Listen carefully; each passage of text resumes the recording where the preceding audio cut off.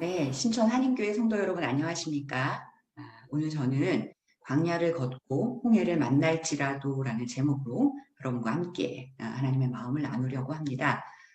저는 교육자이기도 하고 상담을 하는 사람이기도 합니다. 그래서 이 어려운 시대에 어떻게 우리의 삶과 마음을 또 우리 주변을 지키며 나아갈 것인지에 대한 나눔을 가져보도록 하겠습니다.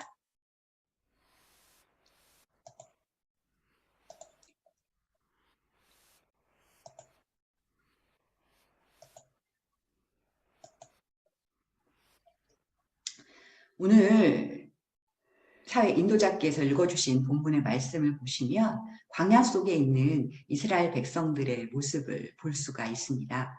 애굽에 거주한 지 430년 만에 애굽 땅에서 이스라엘 자손들이 나오게 되었죠. 하나님께서는 이들이 바로 가면 또 다시 돌아가겠다고 할까봐 일부러 홍해길로 돌아가게 하셨다라고 얘기하고 있고요. 그러면서도 낮에는 구름 기둥으로 또 밤에는 불 기둥으로 그들을 인도해주고 계신 모습을 볼 수 있습니다. 하나님께서 친히 이스라엘 자손들 앞에서 행하신 것이죠. 제가 오늘 본문으로는 13장의 말씀만 드렸지만 그런데 뒤에 바로 14장 말씀을 보게 되면요. 그때 바로의 군대가 그들을 쫓아오게 됩니다.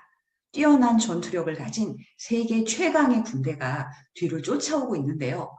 그들의 앞에는 홍해가 가로막고 있는 것이죠.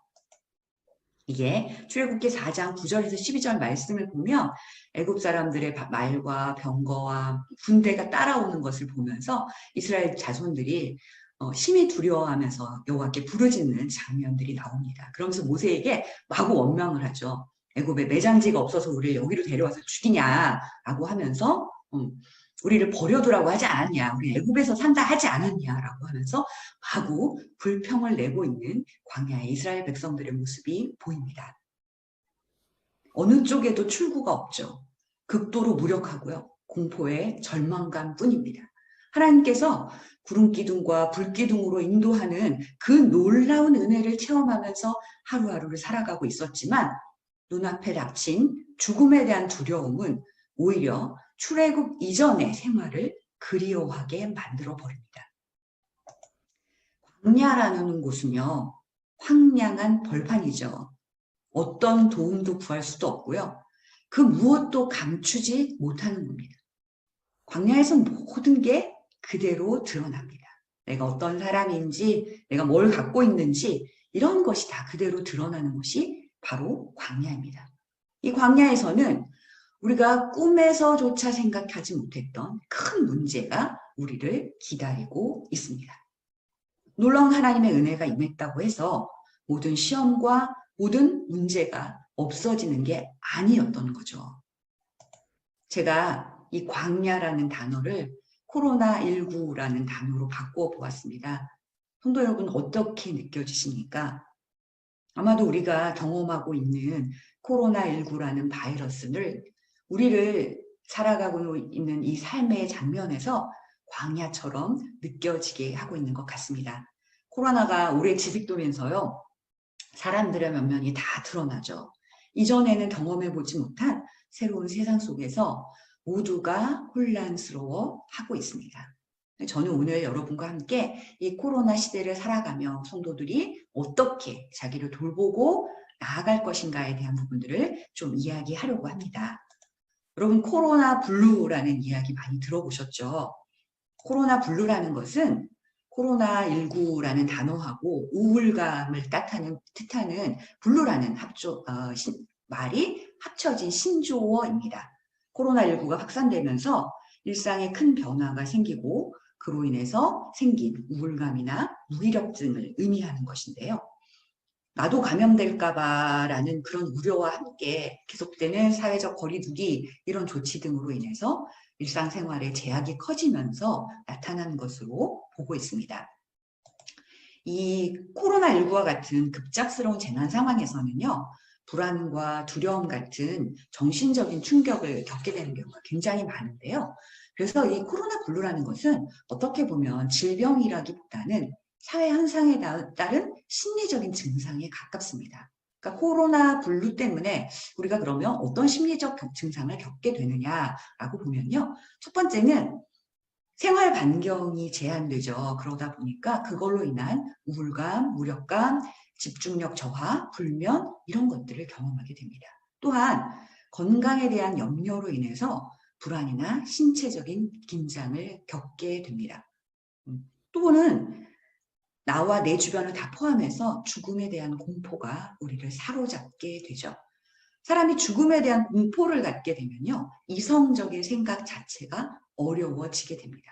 그러니까 여러분이 시시각각 나오는 코로나 관련 뉴스라든지 누가 이렇게 했대 이런 것들을 보면서 우리가 죽음에 대한 공포나 건강에 대한 불안 이런 것들이 있는 상황이기 때문에 그들을 이성적인 마음으로 합리적인 생각으로 봐주고 이해해주는 것이 잘 안 된다는 거죠.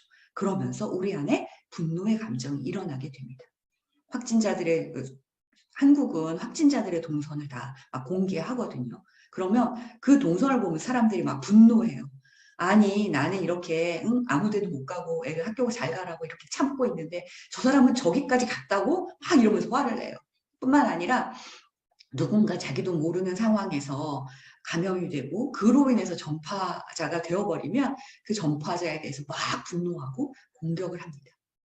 어떤 경우에는 특정 종교에 대해서 저희 한국에서는 기독교 내에서 교회 내에서도 전파가 많이 이루어져서 사람들이 막 교회에 대한 엄청난 비난들을 퍼부었었거든요. 왜 너네 이렇게 모이느라고 이렇게 난리를 치냐라고 하고 분노를 퍼부었어요. 뿐만 아니라 정부에 대해서도 마찬가지고요. 질병관리본부에서도 뭐 조금만 잘못하면 막 화를 내는 감정들을 퍼부어댑니다. 그런데 이거는 내가 너무 힘드니까 아주 자연스럽게 올라오는 감정이라는 거죠. 내가 힘든데 그것을 어떻게 다뤄야 할지를 모르기 때문에 이런 증상들이 나타나게 됩니다. 올해 2월부터 8월 3일까지 국가트라우마센터하고 정신건강복지센터 등으로 접수된 상담 건수들을 좀 보니까요. 올해 상반기만도 37만 4,221건이었다라고 하는데 이거는 작년에 이루어진 그 우울증 관련 상담 건수인 35만 3,388건을 이미 넘어선 건수라고 이야기를 합니다. 그리고 이제 실제로 한국건강증진개발원에서 한국갤럽에 의뢰해서 전국에 만 20세에서 65세 이하 성인 남녀들을 대상으로 조사해 보니까 전체 응답자의 40.7%가 나는 코로나 블루를 경험했다라고 응답했다라고 합니다. 자, 그러면 혹시 우리 성도님들도 코로나 블루에 해당되는지는 않는지 이거는 우울증을 자가 진단하는 테스트인 PHQ-9이라는 건데요. 이 부분 한번 좀 읽어보시면서 지난 2주 동안 얼마나 나는 이런 문제들로 좀 곤란을 겪었는지를 한번 체크해 봐 주시면 되겠습니다. 각각의 문제에 대해서요. 나는 전혀 아니다 라고 하면 0점. 한 며칠 동안은 그랬던 것 같다라고 하면 1점, 일주일 이상 그랬다라고 하면 2점, 거의 매일 그런데 라고 하면 3점을 체크하시면 됩니다. 그래서 이렇게 9번까지가 되어 있죠. 그래서 만약 우리 성도님들이 너무 힘들어서 1번부터 9번까지를 모두 3번에 체크하시게 되면 27점이 나오게 되는데요.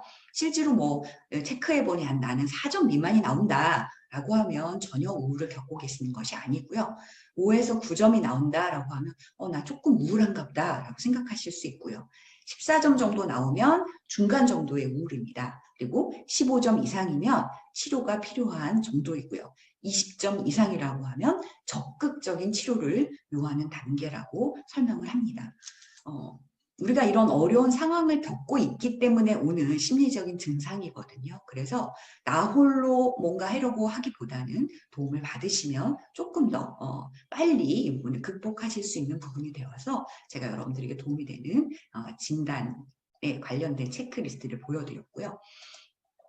이 코로나가 물리적으로 확산되는 걸 막기 위해서 다각도의 방역들이 실시가 됩니다. 그런데 외부적인 물리적인 방역뿐만 아니라 우리가 우리 스스로를 어떻게 다스리며 가야 할 것인지 마음 방역에 대한 이야기를 간단히 좀 나눠보려고 합니다. 이 내용은 한국의 보건복지부와 국가트라우마센터, 대한신경정신의학회에서 보급한 대국민 마음건강 지침에 근거해서 좀 설명을 드리려고 합니다. 제일 첫 번째는요. 지금 우리가 느끼고 있는 이런 불안이라는 것이 지극히 정상적인 감정이라는 것입니다. 사람들은요, 부정적인 상황에 놓이게 되고 예기치 못한 상황이 있게 되면 이런 불안이라는 감정이 아주 자연스럽게 들어오게 된다라는 거죠. 그러니까 억지로 불안하면 안 돼! 라고 누르려 하든지 아니면 막 외면하라고 하는 것은 오히려 올바른 방법이 아닙니다. 그렇지만 불안은 정상적이라니까 괜찮아 라고 하면서 우리가 해야 될 최소한의 것들도 안 하시면 안 되겠죠. 그러니까 너무 과도한 불안에 예민해지는 말고요. 우리가 할 수 있는 마스크를 쓰고 손을 자주 씻고 간단히 할 수 있는 행동을 하면서 모두가 겪고 있는 불안이지 라고 나를 돌아봐 주시는 것들, 내 불안을 그렇게 챙겨주시는 것들이 도움이 됩니다. 두 번째는요. 정확한 정보를 필요한 만큼만 얻으시라는 것들입니다. 물론 제대로 아는 건 되게 중요하거든요. 그런데 워낙 불안한 세상이다 보니까요. 가짜 뉴스도 굉장히 많이 돌아다녀요. 그래서 그러한 정보들을 차단하고 공신력 있는 기관의 정보를 신뢰하는 것이 정말로 필요합니다. 그래서 불안하고 뭔가 대비하고 싶고 그렇게 느껴진다라고 하면 정말 필요한 도움을 받는 방법 같은 것들을 알아봐 주시고요. 그렇게 나아가는 것들이 오히려 도움이 됩니다. 그래서 코로나 관련된 뉴스들은 너무 자주 보시지 말고요. 하루에 한두 번 정도 꼭 필요한 정도만 보신다든지 이것 또한 여러분이 여러분의 마음을 지키는데 도움이 됩니다. 세 번째는 앞에서도 제가 잠깐 얘기했던 것처럼 사람들 사이에 나오고 있는 혐오에 대한 이야기입니다. 혐오는 도움이 되지 않습니다. 사람에 대한 혐오는 오히려 감염 위험이 있는 사람들을 숨게 만든다라고 얘기하는데요. 우리가 코로나 분류를 겪고 되게 심해지는 이유 중에 하나가 뭐냐면 감염이 되면 그로 인해서 주변 사람들이 나를 낙인 찍고 나를 미워하고 혐오할까 봐라는 두려움이라고 이야기를 합니다. 그래서 오히려 여러분들이 이런 혐오의 마음을 갖는 것들은 그거로 인한 2차 피해를 만들어낼 수도 있습니다. 남아프리카 부족 중에요. 바벤바족이라는 족속이 있는데 이 족속은 전 세계 중에서 가장 범죄율이 낮은 그러한 민족이라고 합니다. 이 부족들은 죄를 범한 사람이 있으면요. 그 사람을 마을 한복판 광장에 세운다고 해요. 그리고 나서 온 마을 사람들이 하던 모든 일을 멈추고 그의 곁에 둘러서서 한 사람씩 돌아가며 메시지를 전한다고 합니다. 그의 잘못된 행위를 논리적으로 막 따지거나 책망하고 꾸짖고 힐난하는 말이 아니고요. 그동안 그가 살아오면서 보여줬던 좋은 일, 착한 일, 그리고 그의 좋은 점, 뛰어난 부분들을 한 사람 한 사람 돌아가면서 표현하고요. 진정으로 그를 지지하고 위로하고 격려하기 시작한다라고 합니다. 마을 사람들이 이렇게 한 바퀴를 그를 칭찬하고 그를 격려하는 말로 돌기 시작하면요. 어느새 이 사람은 그 자리에 주저앉아서 대성통곡하기 시작한다라고 합니다. 그러면 그때 마을 사람들은 그를 껴안고 진심으로 그의 잘못을 용서해 준다고 해요. 그러면 그 사람은 그 이후로는 다시는 죄를 짓지 않는 사람으로 변한다라고 합니다. 모든 사람을 섬기고 모든 일에 앞장서고 모든 걸 나누는 사랑의 사람, 감사와 기쁨의 사람으로 회복되어진다라고 합니다. 우리 주변을 향해서도 그가 요즘은 사실은 코로나에 감염되더라도 그 사람의 잘못도 아니라고 이야기를 하죠. 그러한 그 사람도 얼마나 당황스럽겠어요. 얼마나 마음이 아프겠어요. 그 마음을 알아주고 괜찮아 내가 있어. 걱정하지 마. 빨리 나올 수 있을 거야. 오히려 위로해주고 함께 해준다라고 하면 아마도 이 위기는 우리 안에서 더 쉽게 극복되지 않을까라는 생각을 해봅니다. 뿐만 아니라요, 여러분, 나의 감정과 몸의 반응을 잘 알아차려 주시기 바랍니다. 앞에도 얘기했던 것처럼 약간의 걱정이나 불안, 우울 같은 건 아주 정상적인 스트레스 반응이에요. 그런데 우리 안에 너무나 과도한 두려움이나 공포감에 우리가 압도되어 있다라고 하면 그거는 좀 다시 보셔야 합니다. 여러분이 어떤 감정을 느끼고 있는지를 한번 들여다보시고요. 내가 왜 이런 감정을 느끼고 있지? 라고 한번 생각해 보시기 바랍니다. 내가 과거에 이런 감정을 느꼈을 때 나는 어떻게 벗어났지? 이런 것들을 생각하면서 그럼 내가 지금 뭘 할 수 있는지, 나한테 우선순위가 뭔지 이런 것들을 생각하면서 대처하는 것도 도움이 됩니다. 현재 우리는요, 자유가 많이 속박되고요. 심지어 이러한 상황이 온 것은 우리가 선택한 상황도 아닙니다. 그러다 보니까 무기력해지는 게 너무나도 정상적인 리액션입니다. 그걸 일단 아는 것이 되게 중요하고요.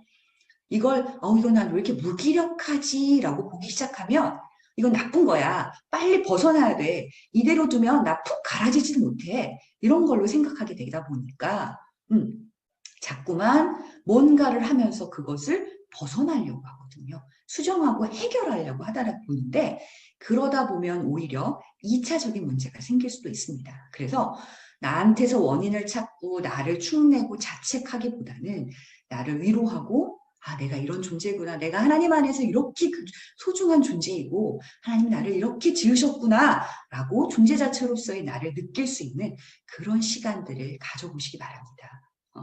무언가 막 성취하고 만들어내는 내가 아니더라도 나 그 자체에 집중하면서 삶의 본질을, 나를 향한 궁극적인 질문들을 다시 한번 확인하는 그러한 계기가 되셨으면 좋겠습니다. 다음으로는 이 불확실함을 자연스러운 현상으로 받아들여 보시기 바랍니다. 아무도 겪은 적이 없고요. 아무도 정답을 모르는 상황입니다. 모든 사람들이 겪는 그러한 불확실성에 대해서 우리는 수용할 필요가 있습니다. 통제가 불가능하다는 것이 바로 불확실한 것입니다. 그러니까 내가 통제할 수 없으니까 앞으로는 어떻게 하지? 라는 것에 대해서 생각이 너무 많아지게 되고요. 남는 심리적인 에너지 자체가 없어지게 됩니다. 불안을 어떻게 통제할 것이냐라고 하면요. 뭔가 통제 가능한 영역을 만들어 보는 것도 도움이 되실 수 있습니다. 통제 가능하다는 그런 느낌을 갖는 것 자체가 도움이 됩니다. 여러분 아마 예전에 학창 시절에요. 시험을 앞두고 시험 공부를 하기 전에 책상 정리부터 먼저 하셨던 것들 기억하실 거예요. 지금 공부를 한다고 잘 될까? 이런 게 불안하다 보면 오히려 내 눈에 뜨는 환경을 정리하는 것 자체가 나한테 되게 안정감을 주는 것들을 경험해 보셨을 거거든요. 사실 우리가 이렇게 뭔가를 하는 것이 코로나에 대한 불안이라는 본질과는 관계없다라고 할지라도 자기 통제권을 확보하는 것 자체는 굉장히 도움이 됩니다. 물론 통제권의 확보 대상은 사람이 아니라 물리적인 대상이면 좋겠습니다. 그래서 마스크를 잘 착용한다든지 가벼운 운동을 한다든지 말씀을 본다든지 책을 읽는다든지 뭔가 몰입해서 할 수 있는 일들을 찾는다든지 내 방을 정리해 본다든지 이런 것들도 여러분들이 삶에서 불안할 때, 불확실할 때 뭔가 통제권을 발휘할 수 있는 좋은 영역이 될 수 있습니다.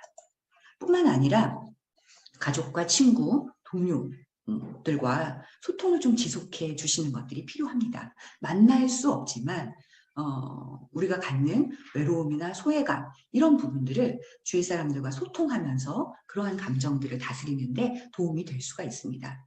힘든 감정들을 주변하고 나눠보세요. 힘든 감정뿐만 아니라요. 내가 오늘 겪었던, 경험했던 긍정적인 면들을 함께 이야기하는 것도 도움이 됩니다.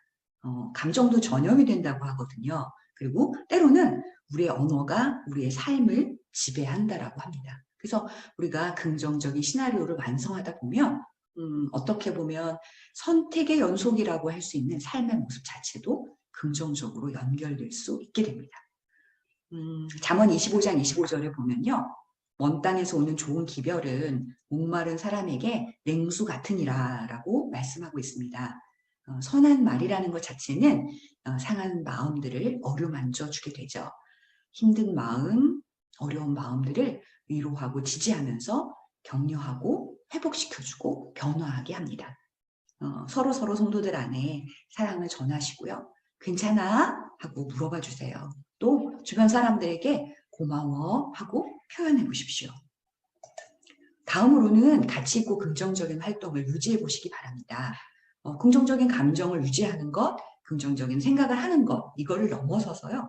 사회 전체의 스트레스가 극복될 수 있도록 내가 참여해서 도울 수 있는 작은 일들을 한번 찾아서 실천해 보세요. 내가 도울 수 있는 작은 일을 해봐야지 응원의 메시지를 전한다거나 혼자 지내고 있는 누군가에게 전화를 해줄 수도 있겠죠. 그런 일들을 시도해 보시기 바랍니다. 뿐만 아니라요.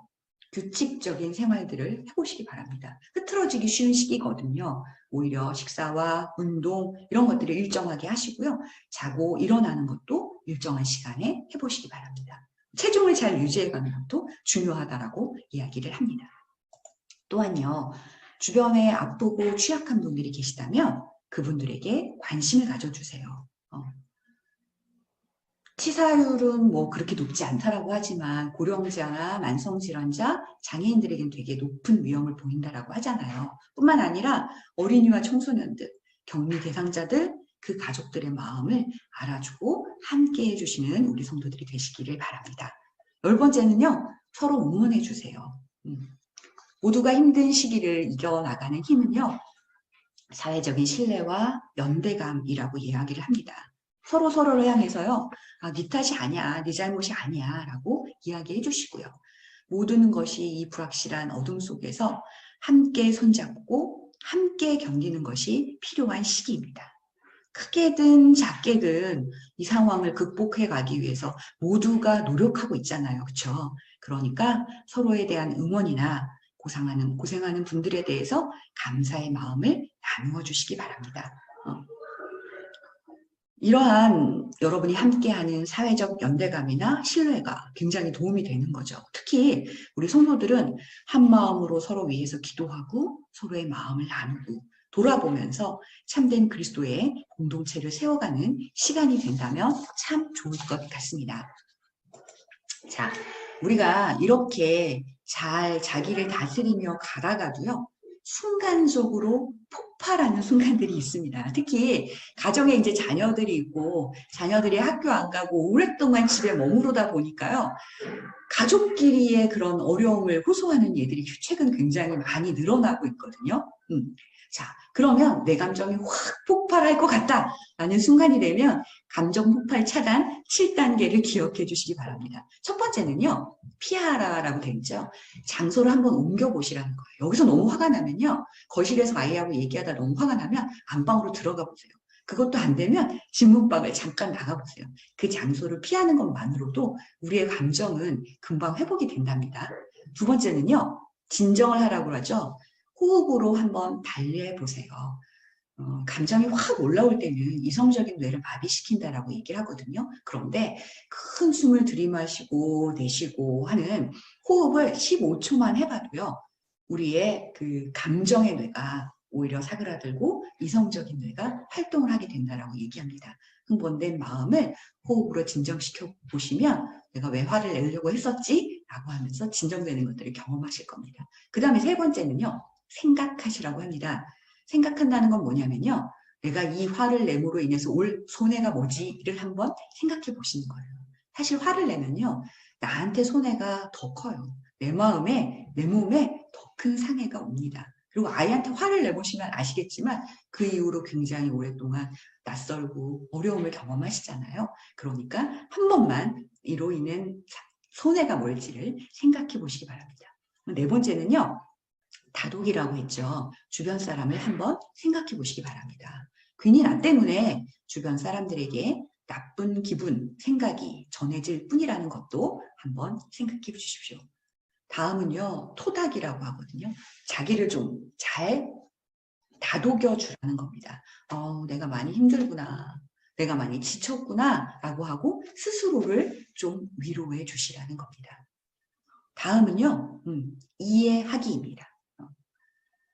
누구나 힘들다는 그 마음으로 이해해 보려고 노력해 보시기 바랍니다. 지금 누구나 다 힘들구나 하는 마음으로 이해하고 다시 일상으로 복귀하면 우리의 폭발하려던 감정도 아마 충분히 가라앉을 거라고 생각을 합니다. 제가 좀 구체적인 언어의 변화를 위한 말을 좀 전해드리려고 하는데요. 이렇게 한번 말해보시기 바랍니다. 아이들에게, 남편에게, 아내에게, 주변 사람들에게, 상사에게, 부하에게 한번 이렇게 말씀해 보시기 바랍니다. 제가 TV를 보다가 우연히 동상이모라는 TV 프로그램에서 한 신혼부부가 막 싸우고 난 다음에 이런 이야기를 나누는 걸 봤는데 굉장히 의미가 있더라고요. 그래서 여러분과도 나누려고 합니다. 첫 번째는요. 뭐뭐 하구나라는 겁니다. 아이가 집에서 막 정신없이 뛰어다녀요. 그렇지 않아도 정신 산란나 죽겠는데 뛰어다니는 아이를 보고 평상시에 야 뛰지 마! 우리 이렇게 이야기하죠. 그런데 그 아이를 향해서 한번 이렇게 말해보세요. 네가 계속 집에 있다 보니까 많이 심심하구나. 이렇게 한번 말해보세요. 그러면 화를 내는 것보다 조금 진정이 되시죠? 그러고 나면 2단계는 뭐뭐 하겠지입니다. 아이고 한참 뛰어놀 나이인데 너도 정말 답답하겠지 라고 얘기를 해주시고요. 마지막은 감사하다입니다. 아이고 건강한 우리 아들 주셔서 감사하네 라고 얘기해 보시는 거예요. 그러면 아마도 여러분 안에 막 화가 오던 것들이 많이 가라앉아질 겁니다. 물론 구나 겠지 잘 되다가도 감사하다가 잘 생각이 안 날 수도 있거든요. 그런데 너무 농담처럼 말고요. 정말 내가 이 상황으로 인해서 이 사람으로 인해서 감사한 것이 무엇인가를 잘 생각하시면서 그런 상대를 위해서 감사하다라고 한번 얘기해 봐 주세요. 그러면 아마 여러분 가정 안에 여러분 주변 사람들 안에는 서로 안에 있는 다툼이나 어려움, 큰 소리 내는 일들이 아마 사라질 거라고 생각이 듭니다. 자, 제가 여러분에게 이 코로나 시대에 우리가 어떻게 마음을 가질 것인가에 대한 부분들을 좀 이야기해 봤는데요. 이스라엘 백성들이 광야를 지났을 뿐만 아니라 예수님도 광야를 경험하셨습니다. 마태복음 4장에 보면 예수님이 광야에 들어가신 장면이 나오는데요. 그 바로 전 마태복음 3장 16절에서 17절을 보면요. 예수님이 세례를 받으시고 물에서 올라오셨을 때 성령이 비둘기같이 내리면서 이는 내 사랑하는 아들이요 내 기뻐하는 자라라는 하나님의 음성을 듣는 장면이 나옵니다. 그런데 이렇게 하나님의 영광을 입으시는 그 장면 바로 다음이 뭐냐면요. 성령님의 인도로 광야로 들어가시게 되는 장면이에요. 시험을 받으러. 그러면서 40일을 밤낮으로 금식하셨다라는 이야기가 나오거든요. 성령님의 인도로 광야로 들어간 예수님은 하나님의 나라가 나를 통해서 온전하게 이루어지기 위해서 내가 뭐가 문제인가, 내가 뭘 가지고 하나님 앞에 나아가야 하는가를 깨닫기 원하시는 그 하나님. 그리고 아무리 고통스럽고 힘든 시험과 문제라도 그것을 넉넉하게 이겨낼 수 있는 충분한 은혜를 주시는 그 하나님만 바라보셨던 거죠. 40일 주야를 금식하시면서요. 엄청난 문제 앞에서 나를 철저하게 내려놓으시는 그 모습을 바라볼 수 있습니다. 하나님의 은혜에만 온전히 매달리시는 모습이죠. 그게 하나님이 기뻐하시는 일이고 사랑하시는 일인 것을 아셨기 때문입니다. 자, 그럼 다시 오늘로 돌아오면요. 제가 4장이라고 적어놨네요. 출애굽기 14장입니다. 14장 15절부터 18절 말씀을 보면요. 하나님께서 이스라엘 백성들과 함께 하시면서 그들을 위해서 일하시는 장면을 볼 수가 있습니다. 지팡이를 들고 손을 바다 위로 내밀어 그곳으로 갈라지게 하라. 이스라엘 자손이 바다 가운데 육지로 진행하리라 라고 하시면서요. 애굽 사람의 병거와 마병은 모두 없애트리게 하시고 건너가게 하시는 그 일들을 행하십니다. 그래서 그들로 인해서 영광을 얻을 때 애굽 사람이 나를 여호와인 줄 알리라 라고 말씀하시는 장면들을 보고 계십니다. 애굽 사람의 눈에는 이스라엘 백성들의 눈에는 쫓아오는 애굽 사람들 앞에 홍해 밖에 안 보였지만 그들과 함께 하시고 그들을 위해서 일하고 계시는 하나님이 계셨던 거죠. 사실 저는요, 늘 이 이스라엘 백성들의 출애굽하고 또 그들이 나라를 세우고 살아가는 그 장면들을 보면서 되게 이해가 안 갔던 장면들이 많았거든요. 하나님이 그렇게 눈에 보이는 역사들을 통해서 그들을 출애굽하게 하시고 광야에서 보호하시고 애굽 사람들을 멸하시고 가나안 땅으로 인도하시는 그 과정이 그렇게 놀라운데 어떻게 또 배반하고 또 배반하고 또 배반하지? 그런 생각들이 들었었거든요. 그런데 최근에 이러한 시간들을 지내면서 저도 모르게요. 하나님 왜요? 또요? 이런 마음이 제 안에서 올라오는 것들을 저도 발견하게 되더라고요. 광야가 그런 곳인 것 같아요. 그러면서 이스라엘 백성들도 하나님만 보고자 하는 마음이 없었던 건 아니구나. 그런데도 그들의 눈이 현실에 가니까 그러다 보니까 이랬겠구나라는 것이 너무 이해가 가고 공감이 가더라고요. 제가 예전에 주일학교 때 저희 선생님이 그런 비유를 들어서 말씀해 주신 적이 있거든요.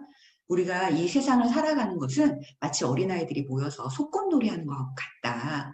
열심히 너는 엄마, 나는 아빠, 나는 애기 하고 막 밥 먹어, 다녀왔어 이러면서 놀고 있다가도 엄마가 나와서 누구야 밥 먹어라 라고 부르면 하나씩 그 놀던 장면을 아무렇지도 않게 떨쳐놓고 다 들어간다라는 거예요. 그 얘기를 하시더라고요.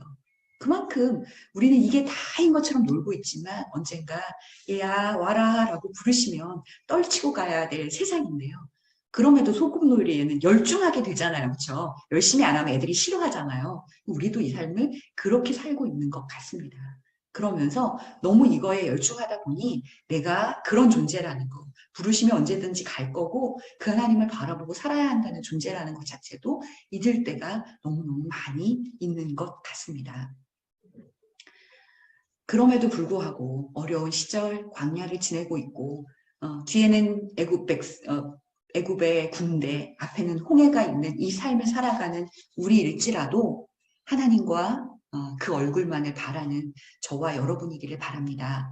그 얼굴을 바라시면서요. 나를 잘 봐주세요. 하나님이 사랑하시는 존재인 나를 잘 돌아봐 주세요. 그리고 주변을 잘 돌보아 주세요. 이런 날도 저런 날도 있습니다. 인생은 한 번뿐이라서요. 누구나 가보지 않은 낯선 길을 걸어가기 마련입니다. 말씀 안에 서서 하나님만 바라보려 해도 잘 안 될 때가 많죠. 삶이 많이 곤고하시죠? 괜찮습니다.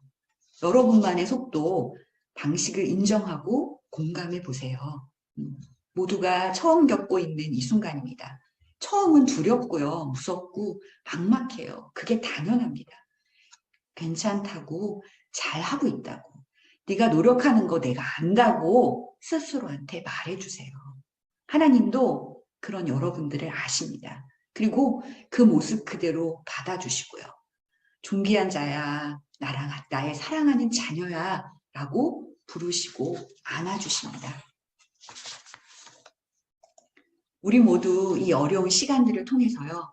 하나님께서 여러분 속에 두신 나의 아름다운 가치를 발견하고 서로를 더 아름답게 세워가는 공동체로 더 성장해 가기를 기도합니다. 네, 감사합니다.